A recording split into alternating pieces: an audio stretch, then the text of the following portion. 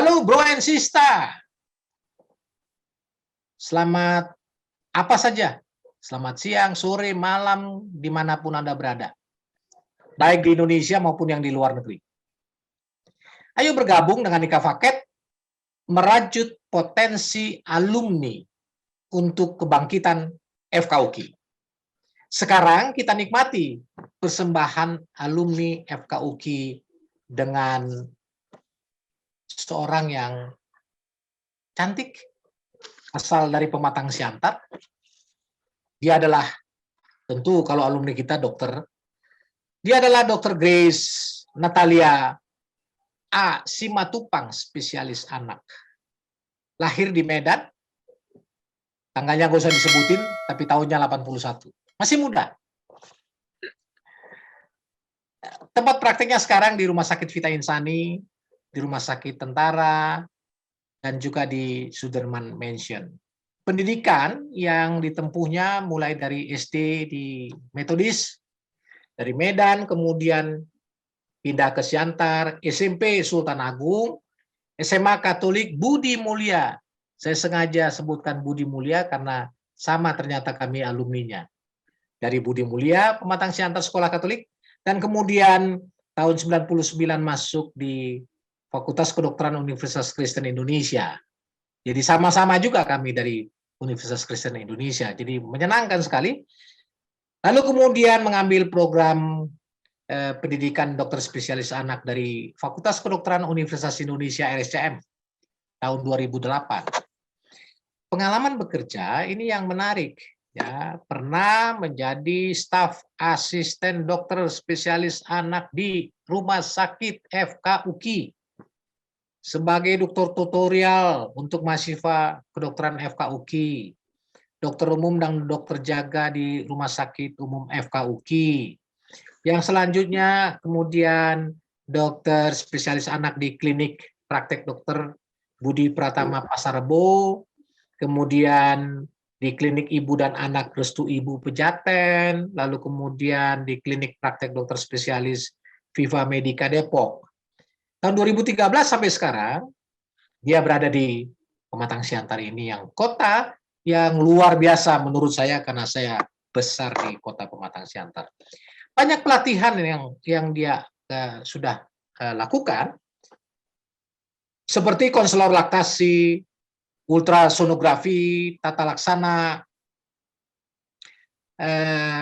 kejang, demam berdarah, anemia pada anak, resusitasi neonatus, advanced pediatric resuscitation course, advanced cardiac life support.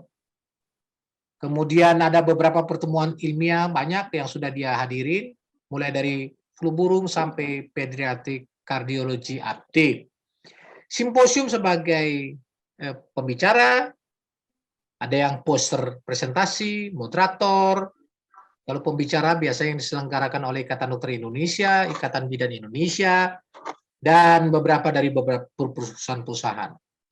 Nah, yang menarik bagi saya adalah dia pernah mempublikasikan naskah ilmiah, ya, laporan kasus mengenai pneumonia lobaris pada bayi usia 2 bulan dengan HIV. Ini tahun 2008. Ini yang luar biasa menurut saya. Organisasi 2006 menjadi anggota Perinasia, dan kemudian juga anggota Ikatan Dokter Peduli HIV/AIDS Indonesia. Dan sepertinya dia konsisten pada ilmu yang dia dapatkan. Nah, selamat. Kalau kita sekarang ini lagi di Indonesia lagi selamat sore nih. Selamat sore, Dek Grace. Selamat sore, Bang. Kita mau coba bincang-bincang dulu ya, yang kita coba bisa bisa kulik-kulik lah dari Dek Grace ini, ya. Nah, kan waktu di SMA ini sama-sama SMA, cuma saya lebih dulu di SMA-nya.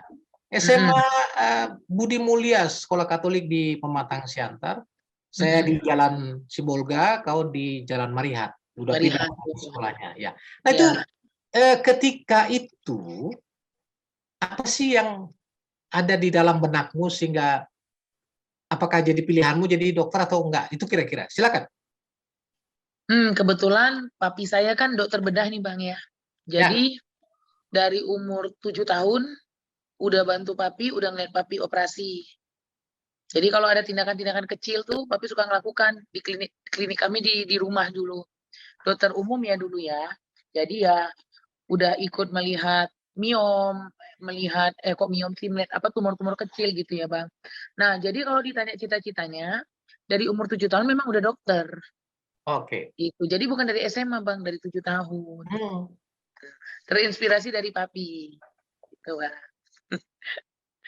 Oke. Nah, artinya karena sering dilihat tentunya ya, jadi Operasi. menarik ya. Oke. Nah, lalu kemudian kenapa sih pilihannya jadi di kedokteran UKI? Sebenarnya gini Bang ceritanya. Hmm. Papi itu nggak bolehkan kami sekolahnya di Sumatera. Papi maunya Jakarta. Saya nggak mau ke Jakarta. Jadi waktu UMPTN Bang, sengaja yang ke UI, aku nolkan semuanya. Jadi waktu papi capek-capek cari koran, aku udah tahu nggak bakal lulus. Dengan harapan, papi masukkan aku ke Medan. Nah, ternyata papi nggak bolehin. Jadi itu udah gelombang 4 FK UKI, udah terlambat. Papi paksa besok berangkat ke UKI. Itu universitas tertua swasta di Indonesia dan bagus, kata papi. Nggak ada yang lebih bagus swasta dari UKI, kata papi. Jadi saya UMPTN 2 hari apa 3 hari kemudian langsung berangkat Bang. Langsung ujian. Ujian di UKI, langsung lulus. Oke. Jadi menolak ke Jakarta. Untung kau masuk ya. Nah sekarang, setelah masuk nih di UKI nih, ada nggak yang sesuatu yang menarik, menyebalkan atau apapun selama jadi mahasiswa? Apakah dosennya, mata pelajarannya, terserah. Mau apa yang mau kau ceritakan tentang? Yang paling mengerikan ya Bang, yang paling mengerikan itu anatomi ya Bang ya. Oh, anatomi. Anatomi itu kayak mimpi buruk bagi kami ya dulu. Nggak tahu sekarang, karena dulu kita masih pakai buku Sobota. Kalau sekarang tuh 3D, udah 3 dimensi, 4 dimensi udah gampang. Zaman dulu kami harus bawa tulang Bang. Jadi dulu kami bisa sewa tuh. Sama jadi bukan namburu ya, tapi tulang ya. Tulang bukan namburu kan? Bukan namburu. Bukan. Tapi kami bawa semua loh Bang. Maaf sampai alat kelamin kami bawa juga. Itu yang paling mengerikan. Jadi kami sewa sama abang-abang yang itu kan dimasukin ke sumur ya Bang ya, kadaver. Iya. Bukan sumur lah, ke apalah. Ya, yang tempat formalin. Terus kami ambil malam-malam demi belajar anatomi saking susahnya dengan kadaver yang tulangnya, baru hatinya, baru maaf penisnya kan susah dulu ya, baru apanya, semualah kami bawa dalam satu ember dengan formalin ke kos-kosan. Jadi kami tidur sama itu kadaver. Itu yang paling luar biasa. Demi bisa lulus. Itu pun hanya B lulusnya. Udah kayak gitu. Oke. Yang menyenangkan apa? Yang menyenangkan adalah saya akui anak FK UKI ini kepake di mana-mana. Kenapa Bang? Karena saya akuin sendiri waktu saya di FK UI, begitu saya masuk, saya tuh nggak susah untuk jaga pertama. Di mana anak-anak lain ribet, ketakutan. Kenapa Bang? Karena kita dari koas udah megang pasien. Jadi kita udah jaga. Jadi kan misalnya anak bedah, anak objin, kan mereka dulu, koas dulu yang nanganin pasien. Baru kita panggil dokter jaganya, kan gitu ya Bang. Tapi kita udah handle. Dan ternyata itu sangat ngefek pada waktu kita PTT, pada waktu kita spesialisasi. Begitu kita jadwal jaga, kita nggak takut ngadepin pasien. Gitu. Nah itu yang memang lulusan UKI tau banget lah. Nggak kepake lah di mana-mana gitu. Kepake banget gitu. Itu paling menyenangkan dari UKI. Jadi kita bukan jago teori banget, tapi kita jago skill kita untuk praktek, kita jago gitu di UKI. Karena terpaksa ya. Karena terpaksa nanti dimaki-maki. Tapi jadi bagus Bang lulusannya. Nah, makanya waktu itu sebel banget ya. Udah bukan sebel lagi Bang. Udah menghujat. Jadi sebetulnya yang dilakukan ketika itu waktu kita dalam posisi sebagai mahasiswa itu nyebelin. Nyebelin, betul. Ya, tetapi setelah kau mengambil spesialisasi itu jadi berkat. Betul. Dan bahkan menguntungkan, posisi menguntungkan. Jadi supaya yang lain juga bisa dengar tuh. Jadi jangan Benar, cuma jadi jangan ngedumel salah. aja. Benar. Menguntungkan banget, Bang.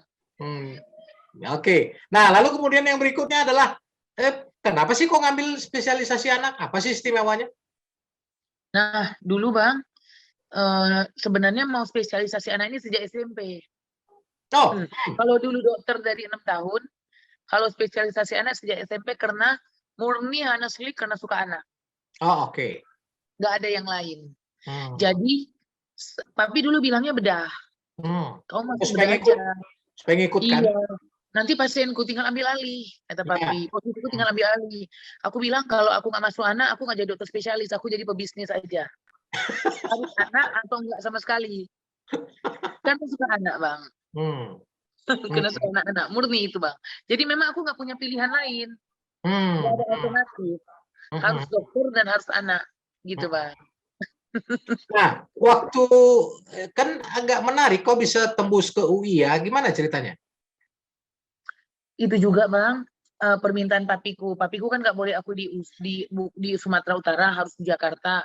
Dan waktu itu mau spesialis, mau anak. Aku bilang, Pi, udahlah, aku balik aja ke USU gitu kan, ke Sumatera. Terus kata papi, aku kan tamatan USU, boleh nggak di atasnya di Sumatera, di Jawa aja. Aku bilang ya udah ke Unpad, UGM, enggak lah, coba UI. Terus aku bilang, Bang, impossible dong, Pi. Satu, nggak kenal orang di dalam. Dua, kita ini kan anak swasta, Pi, bukan anak negeri. Anak negeri aja susah tembus ke sana. Gimana kita anak swasta? Kata papi, nggak ada yang nggak mungkin bagi Tuhan. Jadi terpaksalah karena ini permintaan papi, Bah. Aku ujianlah ke UI. Ujian pertama aku gagal total. Aku 2 kali masuk, Bang. 2 kali ujian. Kan jatah kita 2 kali ya. Jatah pertama aku gagal total karena memang betul-betul nggak mau di UI kan. Aku memang suka di UI, Bang. Tapi yang setelah yang pertama gagal, papi bilang, masa UI aja sih nggak bisa ditaklukkan, kata papi. Coba lagi 6 bulan, kata papi gitu. Pulang lagi Bang 6 bulan, dan aku benar-benar belajar. Benar-benar belajar, baru benar-benar fokus. Kalau kemarin kan gini, udahlah, lulus nggak lulus nggak apa-apa. Nah yang kedua ini benar-benar sungguh-sungguh dan berdoa. Masuk, Bang. Gitu. Jadi ini semua permintaan papiku sih, Bang, UI ini. Kalau akunya maunya ke USU. Oke. Nah, kemudian ketika jadi dokter, kan akhirnya kau melayani di mana? Di Siantar ya? Nah, bisa kau ceritakan sedikit soal pematang Siantar ini sebenarnya di mana sih ini? Lalu kemudian yang kedua, apa sih yang kau lakukan dengan profesimu itu? Silakan deh. Siantar ini dekat Medan. Orang bilangnya Medan, padahal Siantar. Hanya sedikit orang di Jakarta yang tahu Siantar itu di mana. Tapi kalau kita bilang Medan, baru mereka ngerti. Tapi abang jangan lupa, di UKI itu banyak tulisan, dulu tahun 99-2000, menerima anak kos kecuali anak Siantar. Itu honestly itu memang ada loh Bang tulisannya. Dulu aku nggak ngerti Bang kenapa.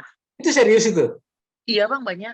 Oh ya? 5 anak kos kecuali anak Siantar, itu banyak banget. Karena aku kan ngekos Bang di belakang UKI. Iya. Itu rame banget tulisannya. Dulu aku nggak ngerti, aku bilang ini penghinaan banget sama orang Siantar gitu ya. Ternyata orang Siantar tuh di UKI terkenal pembohong, penipu, dan lari. Oh ya? Aku anak Siantar loh. Untung nggak tahu aku itu. Itulah pandangan orang Jakarta terhadap Siantar. Nah itu benar adanya. Kemudian Siantar itu kota Madia Bang. Orangnya nggak banyak, dokter anaknya juga paling cuma 12 orang, ya. Penduduknya nggak lebih dari 300.000. Tapi di sini yang enaknya itu cara hidupnya Bang. Nggak ada tekanan hidup, nggak ada tekanan hidup, dan nggak terlalu kayak Jakarta, kita harus liwah gitu. Nah di Siantarnya aku ngapain gitu ya Bang ya. Sebenarnya awalnya aku itu udah mau masuk ke salah satu rumah sakit ibu dan anak yang besar di daerah Gatot Subroto. hanya karena mamiku sakit, Bang. Awal aku ke Pinang Siantar, mamiku sakit, papiku udah ini, abang-abang semuanya di Jakarta dan Bandung. Akhirnya aku memilih pindah untuk nemenin orang tua. Rencana awalnya gitu, Bang. Tapi ternyata aku di sini jadi pengabdian. Pengabdiannya bagaimana? Ya, aku membantu banyak di sini anak-anak nggak mampu yang nggak punya apa ya punya uang tapi nggak tahu mau kemana gitu, Bang. Jadi di situ aku membuka jadwal untuk mereka-mereka yang nggak mampu. Kebetulan aku punya apotik, Bang. Jadi aku juga memberikan gratis konsul dengan obat-obatnya sampai mereka sembuh. Jadi pelayananku di sini sebagai aku dokter anak juga, tapi aku juga melayani mereka-mereka yang nggak mampu, Bang. Khusus bagian anak tapinya. Gitu. Jadi kalau kita nggak mampu, boleh Luar datang aja ke biasa, luar praktek. biasa. Datang aja ke praktek gitu. Kita nggak beda-bedakan, Bang. Semuanya sama aja gitu. Obatnya juga sama, nggak dibedakan. Gitu, Ya, Bang. luar biasa, luar biasa. Itu Mengembalikan, sudah Bang, sejak apa kapan yang kau dia lakukan? bilang tadi. Sejak kapan kau lakukan sudah? 2014 pertama Hmm, kali pindah ke sini. ya, ya, Cuma ya. aku fokusnya betul-betul praktek kena hamil ya, Bang, melahirkan. Papi meninggal 2015. Jadi aku pindah itu 2014. Orang tua sekaligus meninggal 1 bulan tuh 2015. 2016 mulai praktek. Dan banyak sekali orang yang nggak mampu, tapi anaknya sakit parah, Bang. Kemudian meninggal. Hmm, hmm, Banyak sekali. Jadi kadang-kadang mereka tuh masuk ke praktek, nangis. hmm. Nangis udah bilang nggak mampu, udah nangis duluan. Gitu, Oh, Bang. hmm, Jadi nanti anak pneumonia, anak sesak nafas, ibu rawat ya, nggak punya BPJS, nggak punya hmm, ini. Terus dia bilang iya, Bang. Tapi habis itu hmm, nanti di depan dia nangis-nangis. Nah itu biasanya aku bawa sama, aku punya supir ya, Bang ya. hmm, Supirku udah aku langsung bawa itu. Aku udah beberapa kali tuh pernah meminta bantuan donasi untuk pasienku yang sesak nafas. Dari praktek, aku bawa ke Pita Insani ke rumah sakit untuk hmm. kami biayain. Dan untuk kelangsungannya aku minta donasi dari beberapa orang Siantar dan ternyata luar biasa itu sampai terkumpul uang 30 jutaan. Oh, luar biasa. Ya Hmm, aku jadi buka donasi, Bang, dan itu sering aku lakukan lewat Facebook, buka donasi untuk pasien-pasienku yang nggak mampu. Jadi hmm. aku bantu, tapi kan aku nggak mungkin bantu semua sekaligus ya, Bang, kan Ya, banyak banget. Jadi aku minta bantuan donasi, dan itu bisa sekali aku buka donasi 30 juta, 20 juta, dapat. Jadi mereka selain dapat biaya gratis dokter, mereka juga dirawat secara gratis. Aku pulangkan juga dengan susunya, Bang. Dengan oke, pakaian yang diperbaiki. Semuanya baru dikasih uang untuk orang tuanya. Kalau memang nggak mampu banget, Bang, buka warung, gitu-gitu, Bang. oke. Uang Hmm, gitu, Bang. Itu luar yang biasa, dikerjakan luar biasa anak Siantar. Anak Uki. anak Uki. Oke, nah, ini pertanyaan terakhir nih. Apa kira-kira tips atau apalah tips lah yang mau kau sampaikan kepada adik-adikmu yang sekarang lagi sekolah atau yang mau nunggu PPDS misalnya? Apa kira-kira trik-trik yang bisa mereka harus lakukan? Apakah dengan bermalas-malasan bisa mendapatkan atau bagaimana? Yang pertama Silakan deh. ya, Bang. Yang pertama ya, Bang, yang jadi PPDS itu atau yang masuk bukan harus pinter, Bang. Banyak Oh, yang pinter tapi nggak masuk. ya. Nomor satu. Jadi yang pertama itu sebenarnya tanya hati kita dulu. Kita kepingin spesialisnya itu untuk kaya atau untuk apa? Hmm. Banyak orang ngambil spesialis ini supaya kaya. Biasanya itu susah masuknya. Oh gitu ya. Tapi kalau kita memang dari hati kita kepingin, biasanya itu dari Tuhan tuh udah kasih kita jalan aja gitu. Itu yang pertama. Benar-benar kita tanya dulu sama diri kita. Karena PPDS kan nggak gampang, Bang. Ya. Banyak terus di tengah jalan dan banyak, maaf ya, Bang, teman-temanku banyak yang ke psikiater. Hmm. Saking susahnya. Jadi tanya dulu sama diri sendiri, bener nggak mau spesialis? Kalau emang pengen spesialis, udah niat banget dan emang passion kita memang di bidang itu, bukan karena disuruh, bukan karena suka, bukan karena uang atau mau kaya gitu ya, Bang. Kita kedua bikin penelitian kecil-kecilan atau tulisan kecil-kecilan. Yang ketiga, ikutin semua seminar di bagian tersebut. Hmm. Misalnya, kayak saya kemarin waktu mau masuk anak, saya ikutin seminar tuh setahun tuh ada misalnya 12 kali, itu 12-12 saya ikutin, Mbak. Karena itu dilihat. Yang keempat, TOEFL-nya kalau mau masuk UI, di atas 550. Di bawah 550 mereka nggak akan masukin walaupun nilai kita baik banget. Gitu. Jadi tulisan, TOEFL, seminar-seminar. Kemudian yang keempat, cari dokter yang bisa kita rekomendasikan. Tapi itu nggak dipandang banget sih Bang. Cuma harus ada kita tulis. Misalnya siapa gitu, siapa yang di bidang kita itu gitu. Tapi nggak terlalu dipandang sih. Itu Bang. Oke. Jadi kamu passion dulu Bang. Jadi mesti dari hatinya mau ngapain dia kan gitu ya? Iya. Oke.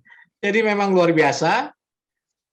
Kita mendengarkan tadi banyak sekali. Jadi Kanda dan Dinda, kita sudah banyak mendengar pengalaman menarik, namun kita harus akhiri acara kali ini. Salam sehat buat semuanya, bro and sister. Jangan lupa subscribe, like, share, komen, serta follow seluruh sosial media Ika Paket UKI. Terima kasih, De Grace.